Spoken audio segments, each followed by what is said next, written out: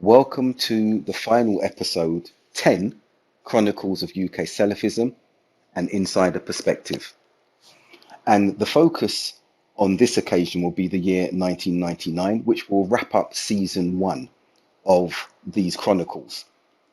I will begin by focusing on academic education in the UK and by extension the West, and start by mentioning the completion of my Masters of Business Administration in Education, MBA Ed, with the receipt of my certificate on the 22nd of February 1999. And the reason I've chosen this particular aspect to begin this podcast is because of the problems and challenges that the Salafi community was facing as it related to studying in mixed environments and universities up and down the country.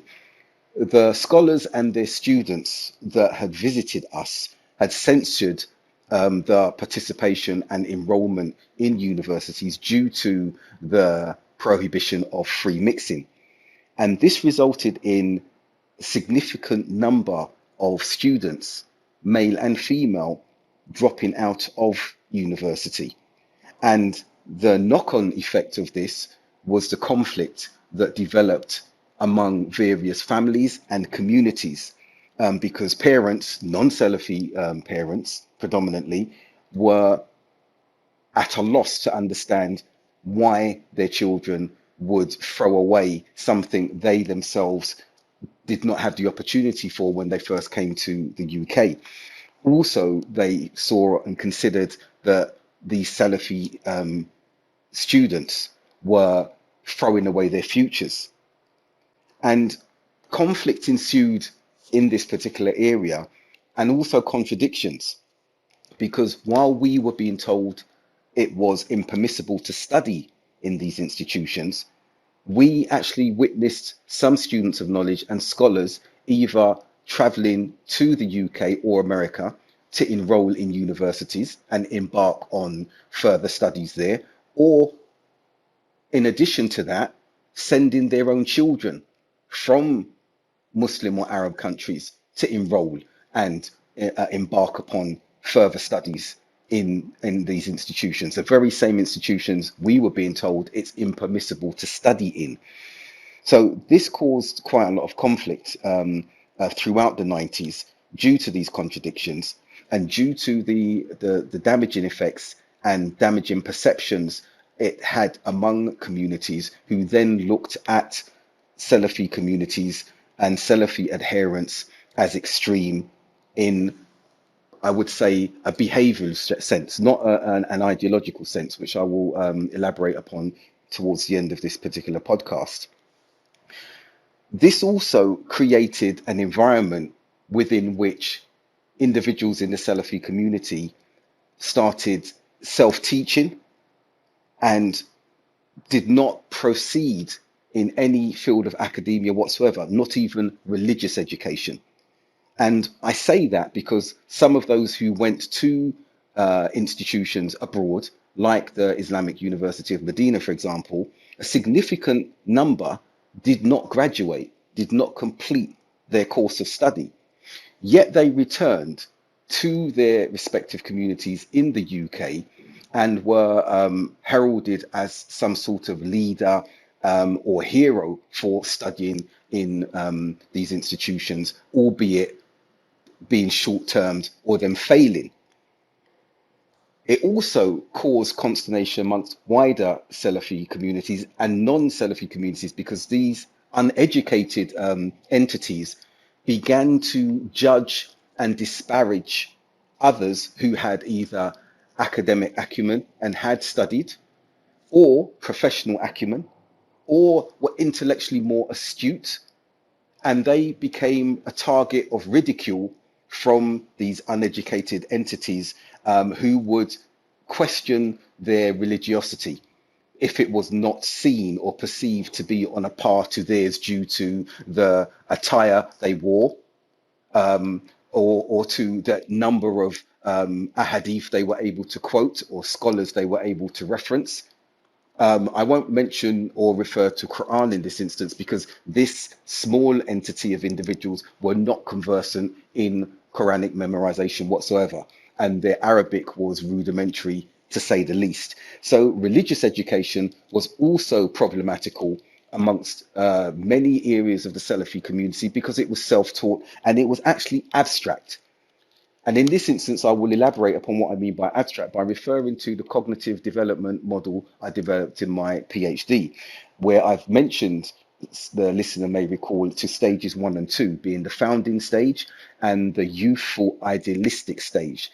Throughout, I have highlighted that I very much in the 90s was at foundation stage 2, the youthful phase, which was idealistic. But this was an abstract understanding where we were taking lessons via cassettes, hearing from scholars and students abroad, taking their context of their societies, predominantly Muslim societies, and trying to place that within a Western context. And the reason this is a problem is because an abstract understanding alongside these first two developmental phases equates to an inability to contextualize and practice Islam properly within a Western society on a number of levels, education and employment being two stark examples. And when I talk about education, you only have to look at some of the Salafi community, of which I belong, where the level of education is not that much beyond secondary school. And you'll see a disparagement from individuals who have not proceeded beyond that to say education is not important. And I beg to differ, as I know what the scholars of Islam say, even in the contemporary age when they refer to the masters, the PhDs, the doctorates of other contemporaries to show that they are proficient in the field that they specialize in. So belittling of education, academic education, is something that became prevalent amongst this small entity, this small but very vocal entity of Salafis up and down the country. So education was an issue and continued to be an issue with members of the Salafi community removing themselves from academia. And as I've mentioned earlier, the contradiction was there with the scholars themselves, or some of their students and their children attended these very same institutions. Regarding employment, we also saw what I would call a ghettoization amongst communities, because we would have the men saying that they're not going to go and work in a mixed environment because the same censorship that was taking place in academic institutions also applied in employment, that there were mixed environments, so therefore extended that you couldn't work in a mixed environment, which is virtually impossible to avoid within a Western context. However, there were individuals from the Salafi community, and I'm not restricting it only to the Salafi community, I dare say other communities have done likewise, but within the Salafi community, you would have individuals saying they're students of knowledge, sitting in the mosque, reading translated books, and becoming haughty with that perspective, whereas their wives or their sisters were then expected to receive government benefits and grants and the like, whilst their husbands, some of their husbands, a very small minority this refers to, I hasten to add, were proudly stating that they don't take government benefits, they don't work amongst a mixed environment, they're giving the dawah, which again, the latter was incorrect in itself. So from that perspective, employment was an issue for the Salafis. It was a challenge in that instance as well. I'd like to move to the organization that I formed when I returned to the UK, following the request of community members, following the request of Nelson Bakewell, the property agents for the local government who refused to continue with the sale of Brixton Mosque unless I returned, and following the appeal of the donors who had entrusted their finances to me without strings attached to complete the proceeds and the proceeds of that sale. Al Ansar Limited, as I mentioned in the previous episode, was a not-for-profit entity, and I've developed, particular strategies and frameworks within which the team could work professionally. So one of those was a timesheets in which they recorded their activities so that we could analyze the efficient or inefficient use of time and improve upon that. And I've taken that timesheet ethos from my time working in the legal profession in Holborn, and adapted it to the context of Al Ansar Limited. Now, I want to give some examples of how the timesheet made my colleagues a lot more proficient with time. Therefore, I think realizing, actualizing the importance of time as a Muslim and time management skills. So the timesheets were analyzed according to each month, the average hours worked, and how those hours were apportioned. And for example, after looking at my particular hours in October to December and a few other colleagues, I could highlight here in this podcast that November saw us working an average of 120 hours. In December, that reduced slightly to 114 hours. And the purpose of the timesheets, I will quote from one of the summary reports, was one, to provide proof of work completed by each member. Two, to serve as another method by which all members of staff can keep a better account of their time while doing Allah's work. Now, this was important because there was a culture that has continued to this day, that exists amongst Muslims when working for other Muslims. But we do not need to aspire to a higher level and standard and quality of work because the boss is a brother or a sister. And therefore, we saw in the 90s, particularly, and I dare say it continues to varying degrees now, where Muslims do not, some of the Muslims do not put in the required standard of work. However, if we're working within a non-Muslim context, we tend to focus a lot more and tend to put in more effort so that we don't get highlighted as being ineffective, inefficient, or end up being terminated in that instance. And these mechanisms I put in, I continue to do so in the various organizations that I work for, so that we can maintain that effectiveness, maintain that efficiency. Moving on from this, I've spoken about the academic elements here in education, the religious education aspects and challenges that were there, and the professional employment and development aspects. I want to touch upon some of my lectures now, and I won't go through each one as I have done previously, because there were a number in that year, 1999, 35 compared to 31, 25 of which had been delivered within the first 5 months of that year. But I want to just focus on a few of them before moving on to some more details, which I haven't previously elucidated upon in the other episodes.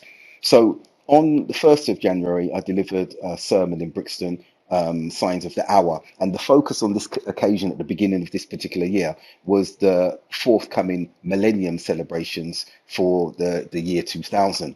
On the 7th of January, I was in Havering College and I delivered a lecture, What It Means to Be Muslim. And on the 8th of January, the following day, I gave a similar khutbah to that in Brixton at St. Bart's Hospital, Signs of the Hour. A number of sermons were given throughout virtually every week, but I want to move to the 17th of February, in which I gave a lecture at Southbank University. Again, it was focusing on the millennium, signs of the hour. But I want to refer to my comments in that my report at that time. And I had observed that the university, the Islamic Society, was struggling in getting speakers and those to support the work that they were doing. So much so that I was going to attend every week for the next 3 weeks to deliver lectures. So that showed that at the time, the speakers, those going and delivering lectures, were not as much prolific as they are today.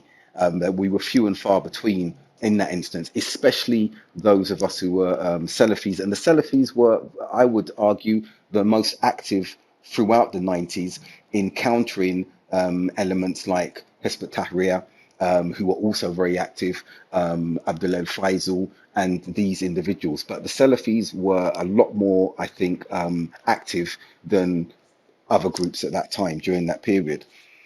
On the 18th of February 1999, I want to refer to the lecture that I gave in Oxford University and correct a minor error that I cited in the previous episode, where the lecture at Oxford I said was on the 18th of February 98, being a double lecture on that day, when in actuality, when I cross-referenced by looking at my actual lecture and compared it with my report notes, it was actually 1999 that I delivered this lecture, Who is This Man?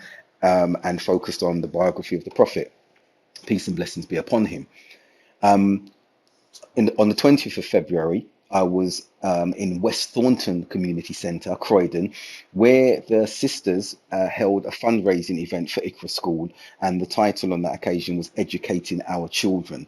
On the 26th, a week later, I was in UMIST in Manchester and delivered a lecture, Signs of the Day of Judgment, again, that topic that was very popular during that year, and the attendees numbered 270 to 300. Proceeding forward, I'm skipping the amount of lectures that I gave, as I said, because there are a lot more pertinent areas and issues that I want to discuss during 1999 that will be coming very shortly. On the 23rd of March 1999, I delivered a lecture in Liverpool University, Is There a God? And 150 to 200 attendees were present, including 10 to 15 non-Muslims. And I made a note in my report that it would be preferable for someone like Abdurrahim Green, for example, to deliver this type of talk, because he's a lot more prepared for this type of discussion, having delivered them around the country and internationally before, whereas mine were more focused on other areas, even though I prepared for this one and delivered it quite satisfactorily. Moving through to May, there were lectures in and khutbahs, sermons in throughout April, but moving to the 14th of May, I delivered a particular sermon at Brixton Mosque entitled The Humiliation of Muslims. And I want to quote from an introduction of that sermon to give the perspective of that particular address. And I cited from the Quran, chapter 30, the Romans, Surah Ar-Rum, verse 41. And the English rendition was, evil has appeared on the land and sea because of what the hands of men have earned by oppression and evil deeds, that Allah may make them a part of, may make them taste a part of that which they have done, in order that they may return in repentance to Allah. So notice the initial address there. And I gave another prophetic narration about the Muslims becoming distracted with worldly life and things like this and not focusing on the hereafter. It wasn't that emotive address that we heard and would often hear from the extremists, where they would be calling and saying that the humiliation of the Muslims was because of the non-Muslims, solely because of the non-Muslims, and that we need to fight the physical jihad, that we need to go out and fight in this instance.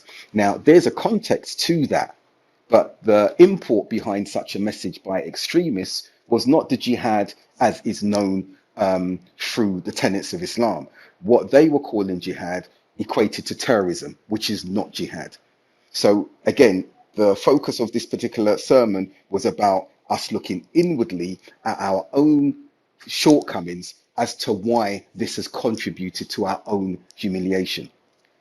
Proceeding to the 19th of May, I delivered a subsequent lecture at a university, which surprisingly, I haven't got the venue recorded, but know it was a university due to it being the Racism Awareness Week. And the focus of this particular lecture was racism in the light of the Kosovo crisis. The Kosovo crisis had started in February 98, and it had ended shortly after this particular lecture on the 11th of June 1999, in which 1.2 to 1.4 Kosovo Albanians, Muslims, had been displaced due to the Serbs fighting the Kosovo Liberation Army. Tens of thousands were killed during this particular occasion. I will skip now some of my other lectures as I draw to a close around the lectures and sermons that I was giving, and refer to quite a momentous occasion on the 11th of August, which was the solar eclipse. And we attended Brixton Mosque, in which the then Imam Ahmed Dahdo led the salah, led the prayer. And this was quite an exciting occasion for us because it was the first time that many of us had actually prayed an eclipse prayer of any kind. And it was also exciting because as we were heading to the mosque, we could see the non-Muslims gathering in parks with their the necessary lenses so that they didn't look directly at the sun. And while they were doing that, we were juxtaposing and contrasting that we were going to a mosque to worship and to pray.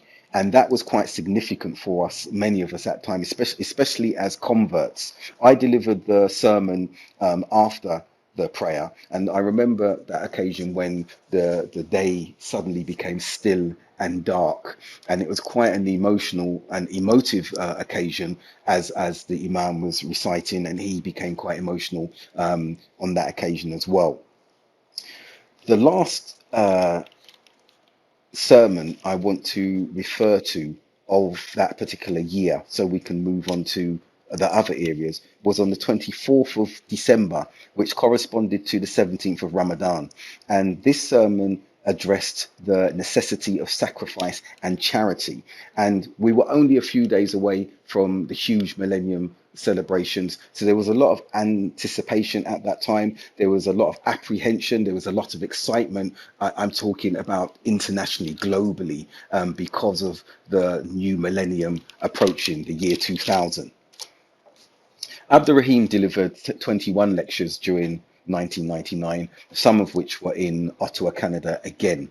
And the exhibitions that my organization, Al-Ansar, was scheduled to deliver in 1999 were in the University of Leeds between the 1st and 6th of February, University of Southampton, 22nd and 23rd of February, Loughborough University between the 1st to the 5th of March, University of North London between the 15th and the 19th of March, and the University of Cambridge between the 6th and 11th of June.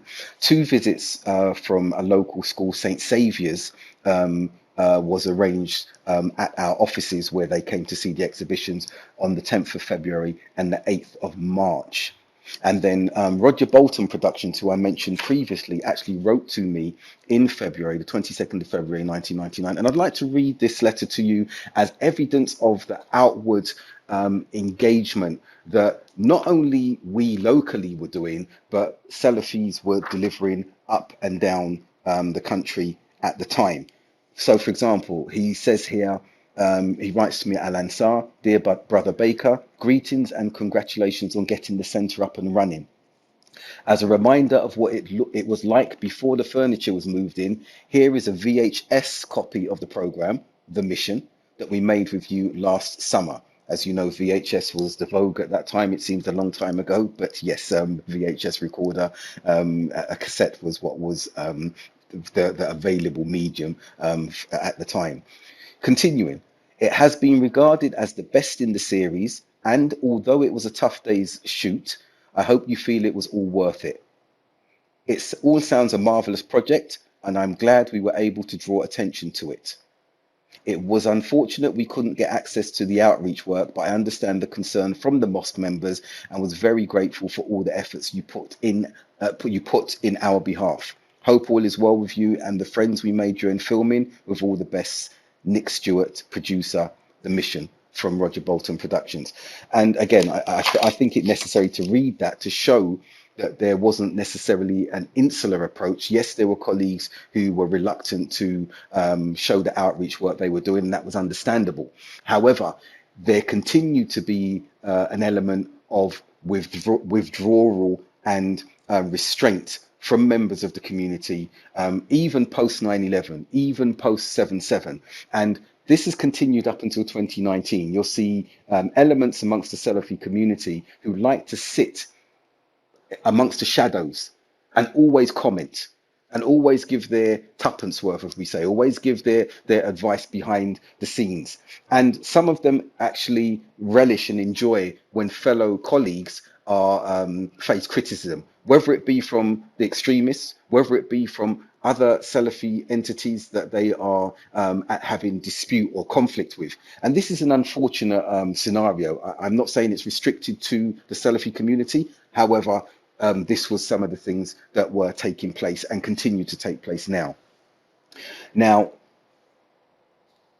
moving on to the next stage, which is very, very significant, is that I previously mentioned the emergence for the first time in the West of a cult, the Salafi publications cult, who continue today.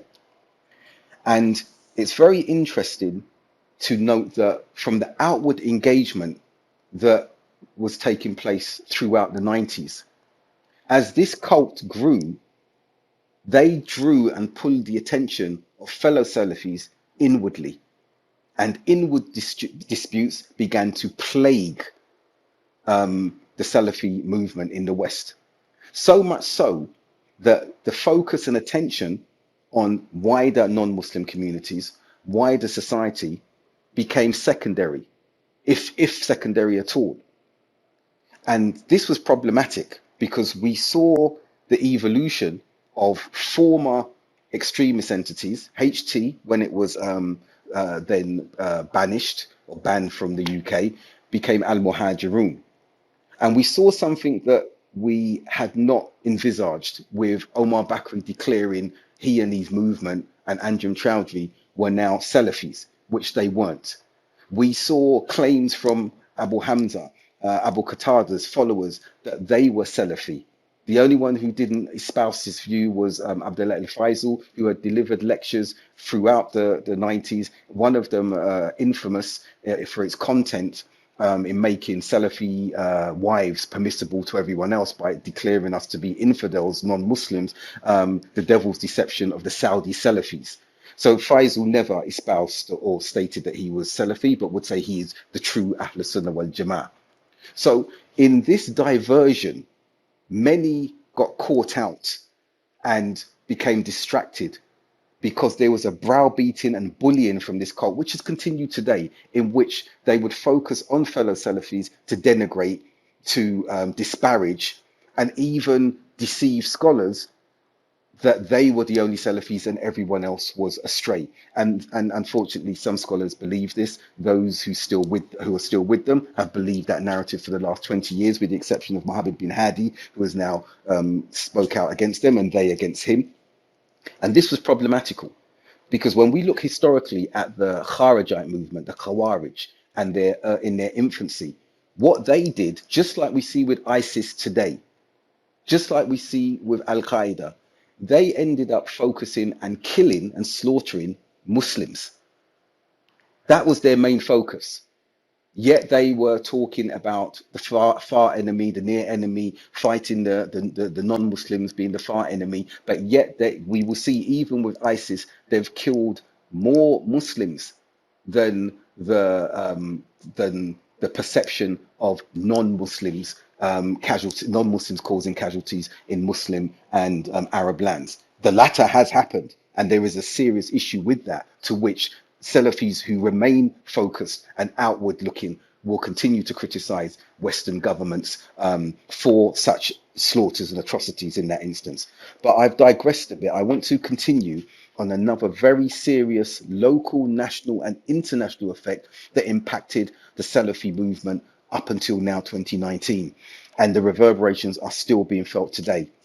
And that was with regards to Abul Hasan al-Ma'ribi, Sulaimani at the time, his visit, arbitration, and drafting of an agreement between the disputing parties in the UK. And I want to spend some time elaborating on this, and I will also read the translation of the agreement and Sheikh Rabi' al-Madkhali's endorsement of it.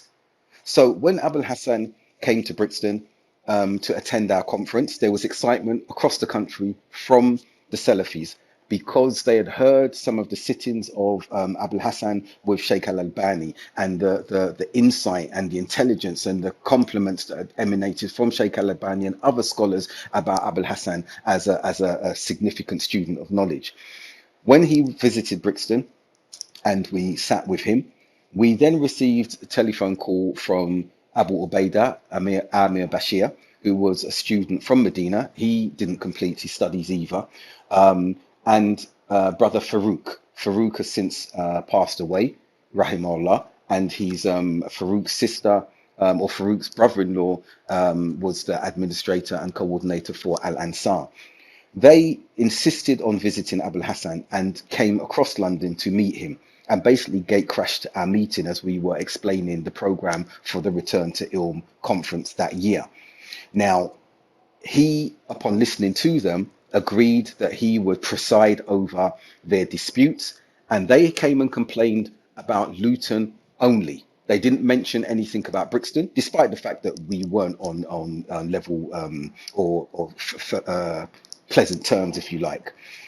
But Abul Hassan, after hearing from Luton, decided to place Brixton with Luton because he saw that we had a closer working relationship and there was that mutual respect between us as well as cooperation. Now, after he presided over a series of separate meetings, individual meetings with Birmingham, the Salafi Publications cult, and Brixton and Luton, he came to a conclusion on an agreement which I'll read shortly. Before I read the agreement, what actually took place is that he sat, prepared the agreement.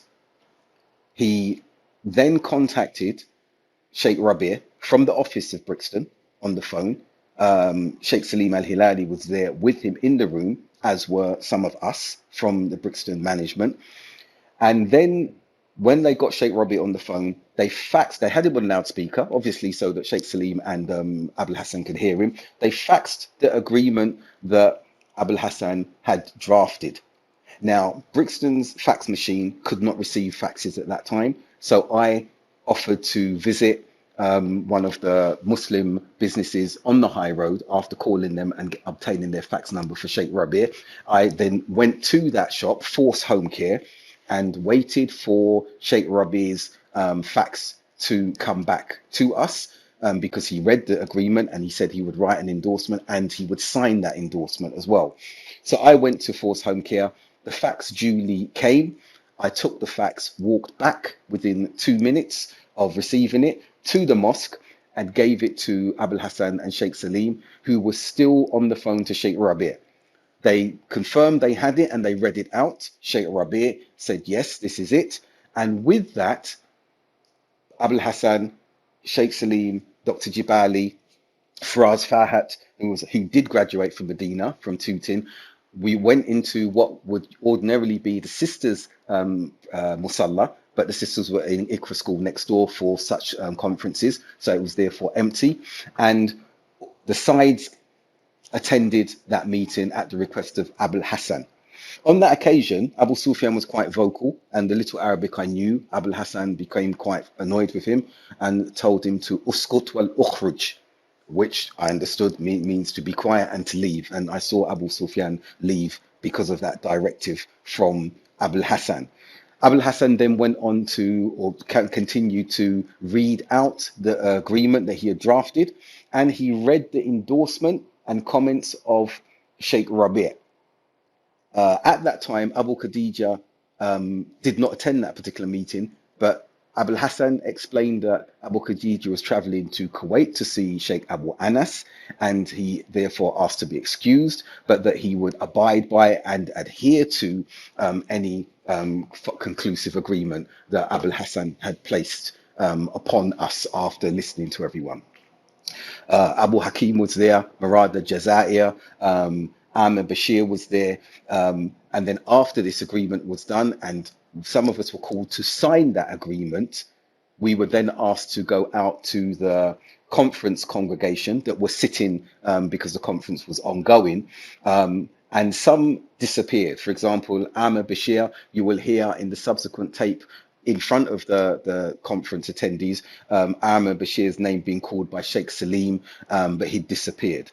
Abu Hakim was there and gave a very superfluous speech, which was indicative of the fact that they did not like how the agreement had gone against them. Murada Jazair was called and did the same thing. I was called, and other members of Brixton were called to speak, as was Abdul Qadir. Now, without any further ado, this is a longer session, and it's important that I conclude this particular episode with this.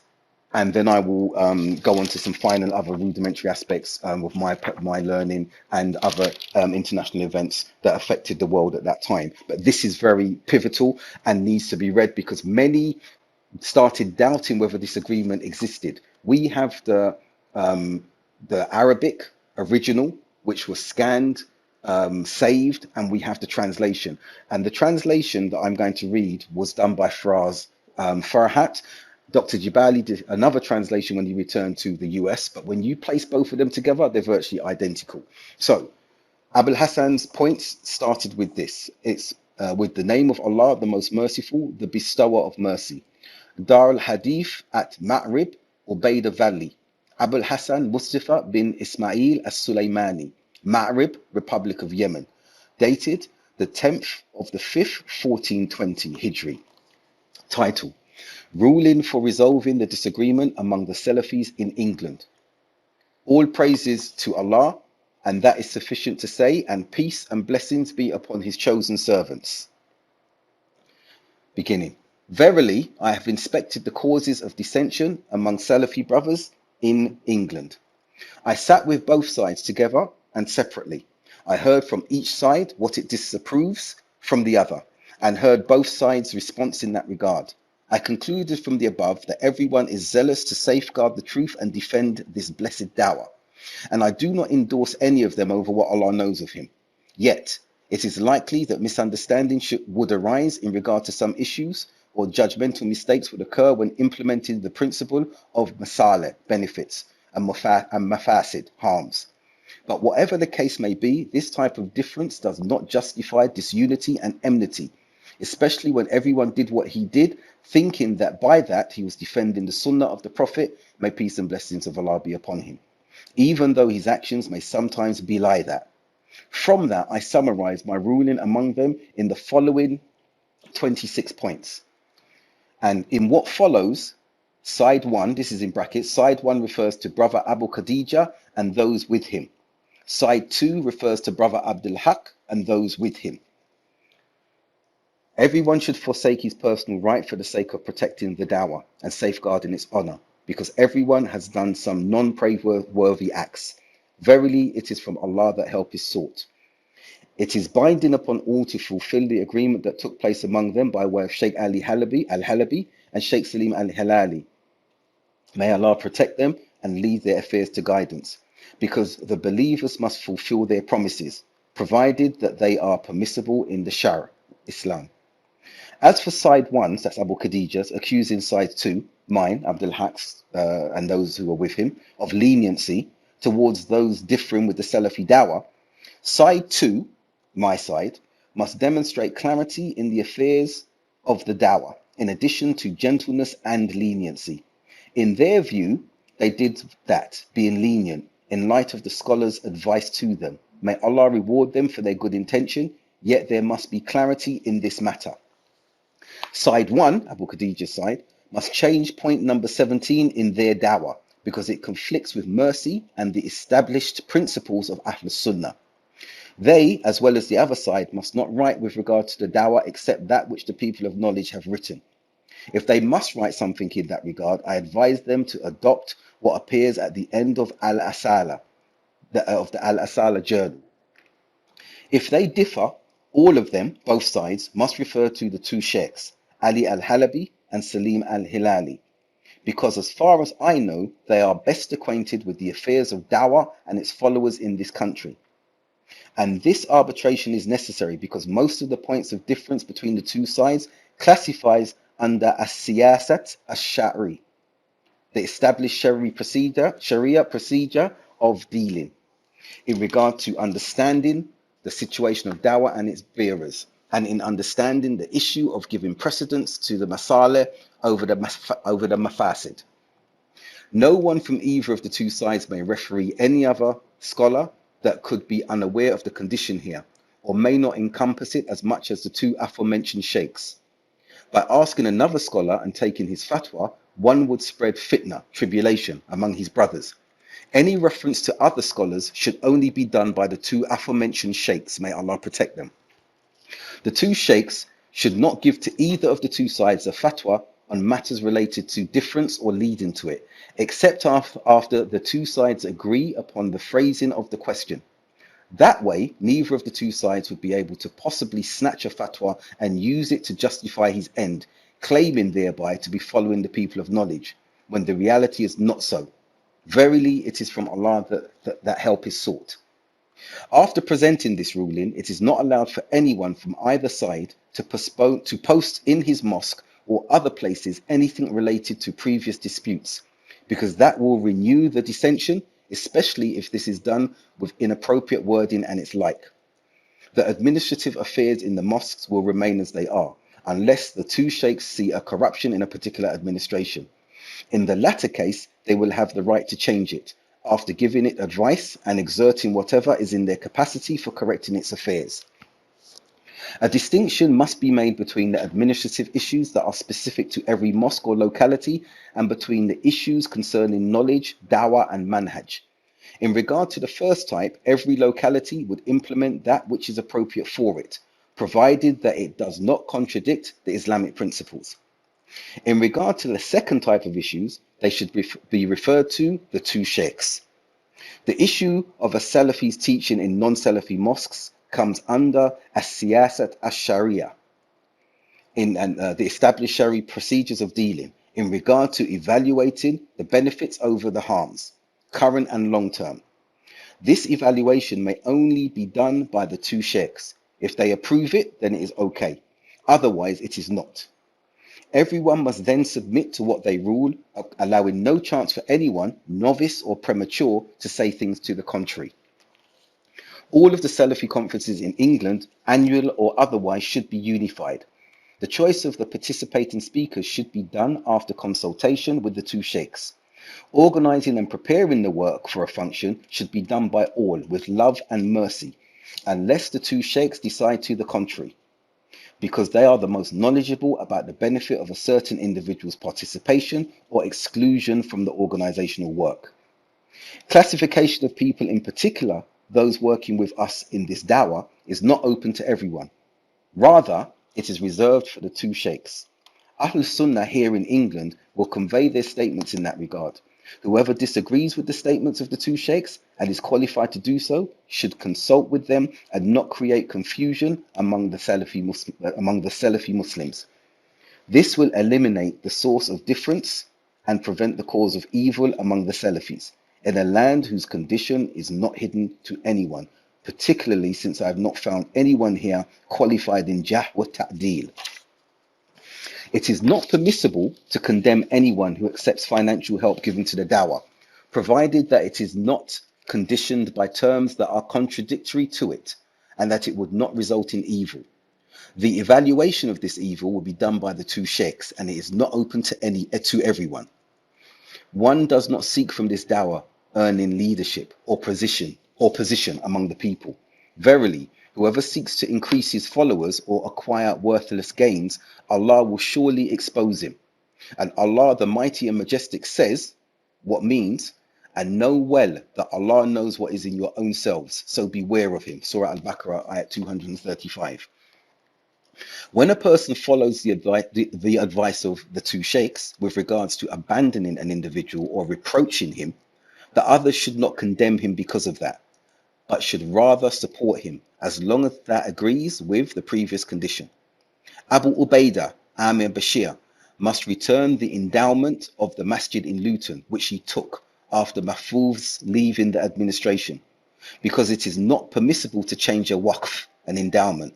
And Allah the Most Gracious and Most High says, so whoever changes it after hearing it, verily the sin is upon those who change it.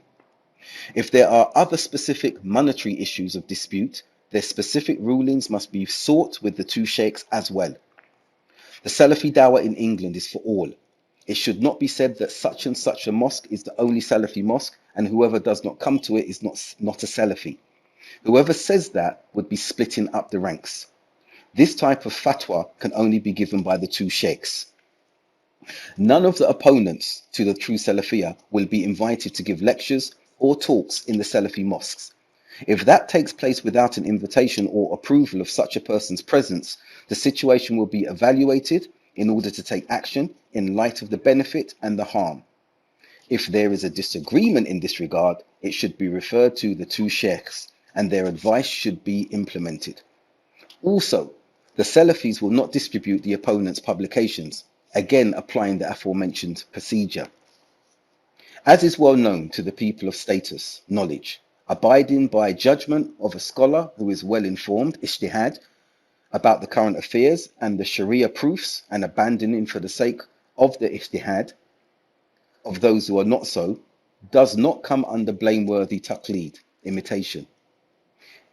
It is not permissible to condemn the intentions of our brothers, and none of them should be accused of spying or other things, except after referring to the two sheikhs. Furthermore, our dawah, all praise being for Allah, does not generally contain anything that would make us involve ourselves in this dangerous area. All praise being for Allah, our dawah is the same outwardly as it is inwardly, and its outside and inside are both based upon the Quran and the Sunnah as understood by the righteous predecessors. Calling the people to understanding politics and culture should be done in accordance with the guidelines of Ahl Sunnah, not according to the understanding of the people of fitna. Whoever wishes to speak about this subject must first clarify his intention, or else cease speaking, in order to prevent the likely evil, because prevention of evil and corruption takes precedence over seeking benefits. Last page now. Each individual must seek forgiveness from the others in regard to things which he has blemished his religion and dawah, such as backbiting, mocking, cursing, and so on, before the day comes when there will be no dinar nor dirham, but only good deeds and evil deeds for settlements. As for those individuals from both sides who are harsh or inflexible in their stands, or who seek recognition, and they are very few inshallah, they must repent to Allah, may He be exalted and glorified. If they do not, the outcome will not be pleasant for them, unless Allah bestows His mercy upon them. It is everyone's obligation to accuse himself and avoid being excessive in praising it and seeking excuses for it. I remind all individuals of the covenant that they took upon themselves in regard to giving precedence to the welfare of the dawah over their own, and in regard to mending the rift and regathering the ties of brotherhood. Whoever opposes what is in this ruling would be opposing what I believe will bring the brothers in England closer to Allah and reunify them. Such individuals should be referred to the two sheikhs who will do whatever the religion calls for in their regard, even if it may lead to pronouncing a fatwa that all of the Salafis in this country will abandon and desert him. Verily, our dawah is not tied to individuals, and it is possible for it to carry on without so-and-so.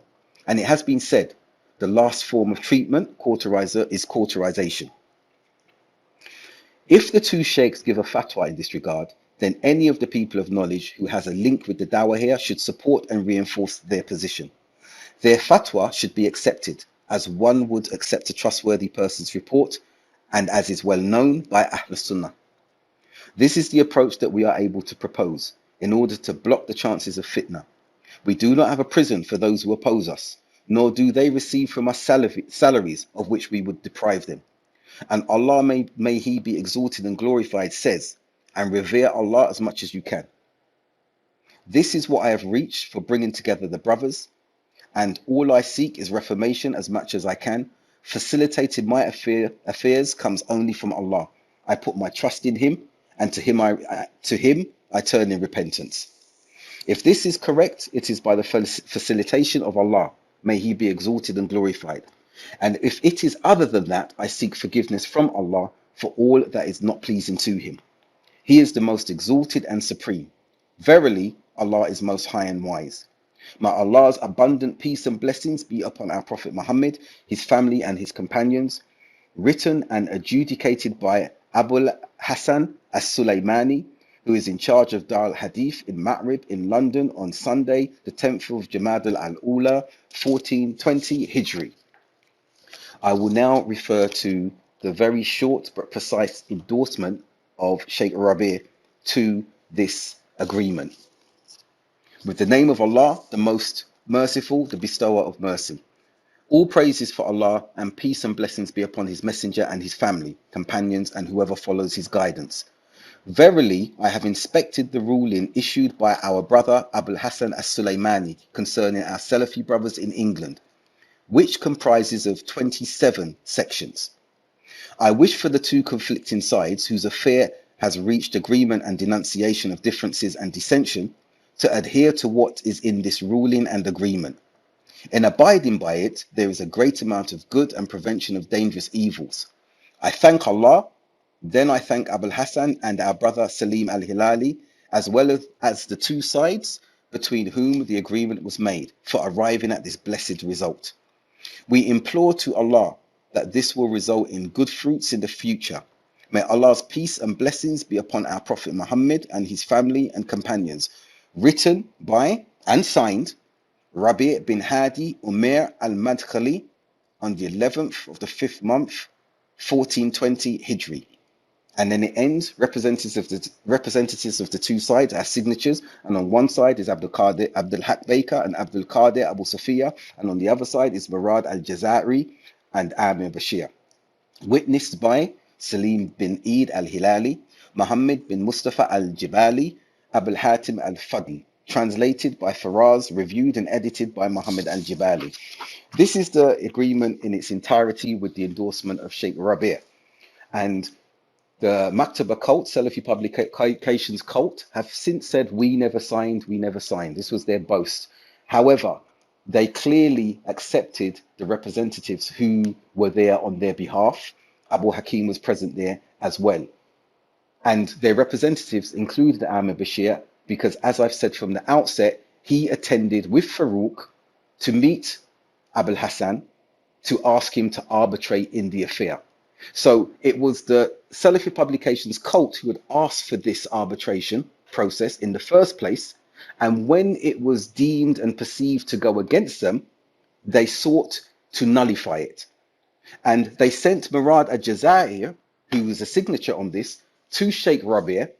And it was after he visited Sheikh Rabi' that Sheikh Rabi' reneged on his endorsement and the agreement became nullified. It was rendered null and void. It could not be implemented after Sheikh Rabi' had withdrawn his endorsement, which was a surprise to many of us, including the Jordanian sheikhs.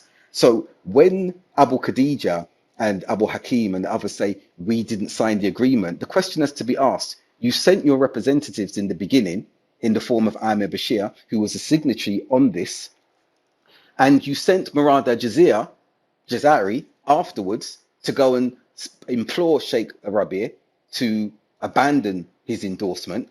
They're both signatories on this document because they are representatives or were representatives of Salafi Publications cult. So this is the duplicity of these individuals. And I apologize for the length of this particular episode. I'm going to draw to a conclusion by referring now, as I've been doing, to the international events that took place. 7th of January, President Bill Clinton faced impeachment for trial in view of what transpired with Monica Lewinsky in '98. However, he was acquitted on the 12th of February. On the 20th of April, the Columbine High School massacre occurred where 13 people were killed and 24 injured. The two culprits subsequently committed suicide straight after that attack. Notice how on that occasion, there was no mention of domestic or global terrorism on that occasion. But when you contrast it with those Muslims who were involved in attacks on US soil, it was immediately targeted as being terrorism. On the 27th of May that year, the International Criminal Tribunal indicted Slobodan Milosevic, the Serbian, for war crimes against humanity due to the atrocities committed in Kosovo. And on the 12th of October that same year, the 6th billionth living human in the world was born. Now, I usually conclude with the studies I had embarked upon during that year. And I don't want to go into too much detail. I have a lot here, but I'm conscious of the time that this particular episode has taken. So I will mention that I've continued with my classes with Sheikh Ahmed Awais, Imam Barbahari Shar Sunnah. I've got handwritten notes for June and August, 17 pages there. When Abul Hasan was in Brixton during the between this arbitrary process. He delivered lectures, and he wasn't written off at that time. And we attended these lectures. He did lectures on the life of Ibn al-Qayyim, and I've got 18 pages of handwritten notes around that. He also delivered lessons on the Dawah of Ahl Sunnah. I've got 22 pages there. The manners of differing, 10 pages. Madarik as-Salihin, 4 pages. And I've got my other notes from Bulugh al-Maram with Sheikh Ahmed Awais, a number of pages written in my classes that were from September through to November. And I have 81 cassettes for those classes from Sheikh Ahmed Awais. It would be remiss for me to not conclude with what remains to be the most damaging impact upon the Salafi movement in the UK and globally, those being none other than the deaths of Sheikh Ibn Baz earlier that year, followed by Sheikh Al-Albani towards the end of that particular year. And I remember when Sheikh Al-Albani died, and despite the tension that was building up between emerging factions and cults amongst the UK Salafis, Abu Khadija calling me to ask me if I'd heard of the news and demise of Sheikh Al-Albani. It was a very brief conversation. It was a very cordial and short conversation.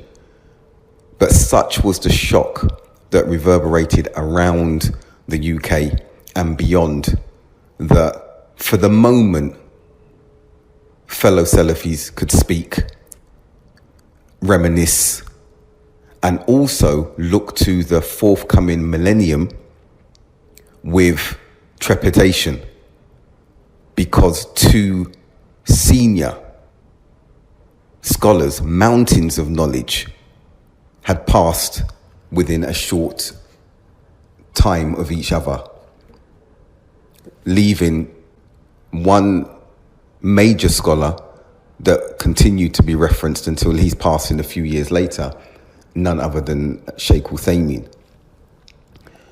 So in closing this particular episode and season, I would also refer to my cognitive development framework once more.